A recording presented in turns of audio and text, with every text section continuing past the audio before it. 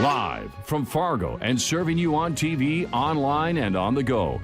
This is Valley News Live at 6. Outdoor concert season is here, but COVID-19 is holding most music lovers back and forcing venues to get creative. Two local venues are hosting some of the first drive-in concert experiences locally later this week. And Valley News Team's crime and safety reporter Bailey Hurley talked with organizers who plan to show concert goers the new normal. As someone who's usually in the thick of putting on different live music events, the last 3 months have been difficult for Matt Becker. We want to find a safe way to still have live entertainment and people get out of the house. I think everyone's really tired of kind of being cooped up. Post-Traumatic Funk's Thursday night drive-in concert will be the first of its kind, and Becker says he hopes to have something like it every month for the rest of the season. This is kind of our test run. I think it's going to go great. Becker says there will be a small VIP area near the stage with socially distanced tables, with the rest of the audience distanced in their cars in the parking lot. You're not stuck in your car if you buy a parking pass. You'll be able to, we have chairs, you'll be able to sit next to your vehicle, dance and hang out with the people you came with. We just ask that you stay with your circle that you came with. Becker says both beer and food will be available as well, adding all payments, ordering, and deliveries to your vehicle will be contactless. It's a minimum 2 people per car. You have to come with 2 people. So there's really no excuse to not be responsible and not, drink and drive. And the Red River Valley Fairgrounds is doing something similar, broadcasting Garth Brooks' virtual concert on their big screen Saturday night. Both say the venues are following all CDC guidelines, masks are recommended, and say several staff and security guards will be present at both shows to ensure social distancing is followed, adding they hope this is just the start for music lovers in the Valley. It's a different summer for us, but we're super excited with being safe, having fun, taking their mind off of any stress that they have. A Saturday night out here at the fairgrounds is something that we've all been looking forward to for an extended period of time. Bailey Hurley, Valley News Live. Both venues say that the show will go on rain or shine. For ticket prices or more information on this week's concerts, head to our VNL News app and click on this story. Tonight would be a wonderful night for an event outdoors. If you don't have anything formally planned, maybe you should consider something informal. Hutch is here to explain why. Hutch? Well, it is beautiful out there. We do have some.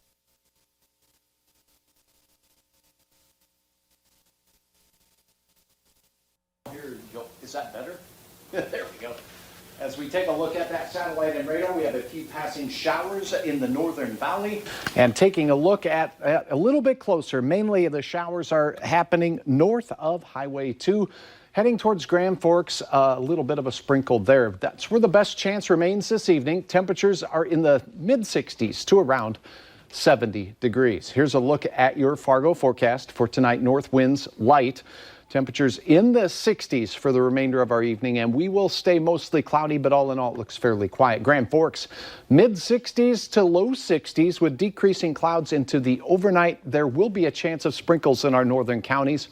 Mike, I'll have details on the rest of our work week here. We do have some more summer-like temperatures to talk about. We'll do just that here in a few moments. All right, sounds good. Thanks.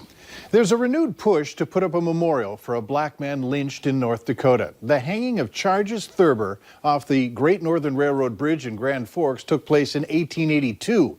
At the time, he was accused of attempted rape, but 2 white men who accused him admitted to lying about the incident. Maura Ferguson of Grand Forks launched a GoFundMe page and so far has raised more than $3,000 in just less than 22 hours. As a white family, we have the privilege of choosing when we tell our children about these incidents and about racism in general. That's not a privilege that's afforded to Black and Indigenous people of color.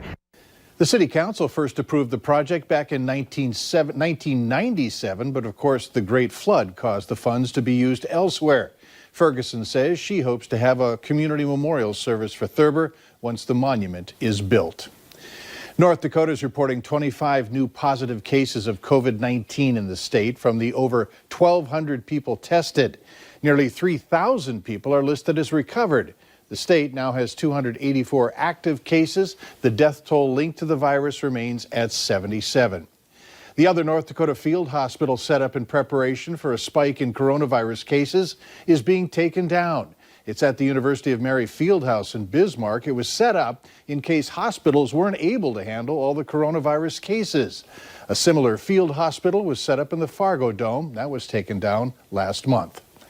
Minnesota's reported 4 COVID-19 related deaths today, bringing the state's total to 1,384. Overall, another 308 new positives are being reported. The state's active case count is now at 2,778. A Fargo man is in the Clay County Jail tonight accused of stealing a car that crashed and caught fire. The crash also sent another person to the hospital. It happened this morning in the 1000 block of 32nd Avenue South in Moorhead just before 5. When police arrived on scene, the red car was on fire. Authorities say before the fire, it crashed into 2 nearby trees. Police say that the man arrested is 27-year-old Sebastian Tahirovic. He is being held on possession of stolen property. The search continues for a driver who slammed into another vehicle and then ran off. It happened at the intersection of 16th Street and 9th Avenue South around 1 this morning. Police say the first driver was speeding down 16th Street and ran a stop sign, then crashed into the second car. When authorities arrived, they had to save the second driver from the vehicle. The driver of the first vehicle wasn't on scene. A Moorhead man will serve less than a year in prison after being sentenced for gross sexual imposition. Brent Flatham Reimers reached a plea deal with prosecutors from a case dating back to July of 2018. The victim said she remembered drinking at O'Kelly's bar in Fargo, standing up to leave, and then remembered waking up to find Flatham Reimers on top of her. She says she doesn't recall any sort of communication of consent with him. Flatham Reimers was sentenced to 20 years in prison, but the judge suspended all but 360 days of the sentence. He'll have 5 years of probation, and he must register as a sex offender. A 72-year-old West Fargo man was sentenced to 5 years to serve 5 months in federal prison for making a false statement about his criminal record during the purchase of a firearm. Robert Johnson pleaded guilty today. He's also been sentenced to a year of supervised release and will have to pay $100 for the victim's crime fund. Watch out for people going door to door pretending to be a technical expert and wanting to get into your home.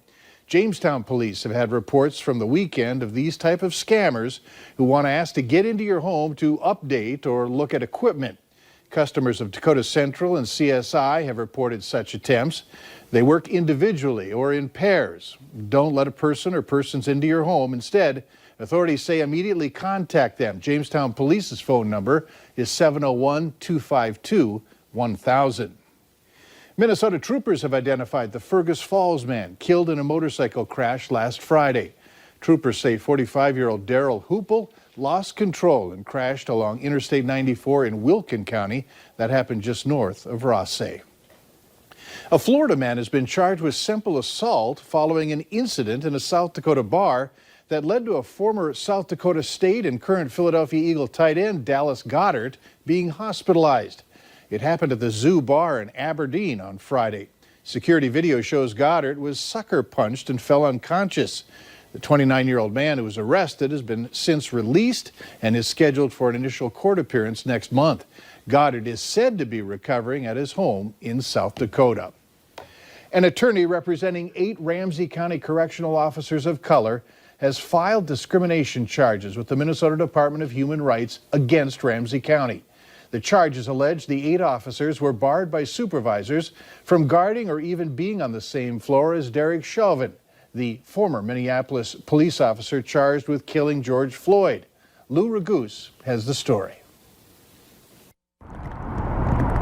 When former Minneapolis police officer Derek Chauvin was arrested on murder charges, he was initially held at the Ramsey County Jail in St. Paul. And according to a complaint filed by 8 Ramsey County correctional officers to the Department of Human Rights, Jail Superintendent Steve Leiden initially only let white officers guard Chauvin. It's horrible. It's outrageous. Attorney Bonnie Smith says her clients, all people of color, were individually told to stop what they're doing and were barred from working on the 5th floor where Chauvin was going to be held. That includes the black officer who was literally in the process of booking Chauvin. Another officer realized something was wrong because he was in the control room and noticed on the jail's cameras that all of the correctional officers of color were on the 3rd floor. Superintendent Leiden, in a statement, says he erred in judgment, writing that after the death of George Floyd, I felt I had an immediate duty to protect and support employees who may have been traumatized and may have heightened ongoing trauma by having to deal with Chauvin. The idea that this order was made to protect my clients is absurd. Smith says Leiden never told officers that was his reasoning. And the sheriff's office blatantly denied the segregation to the news company Reuters when they fact-checked a report now proven to be true.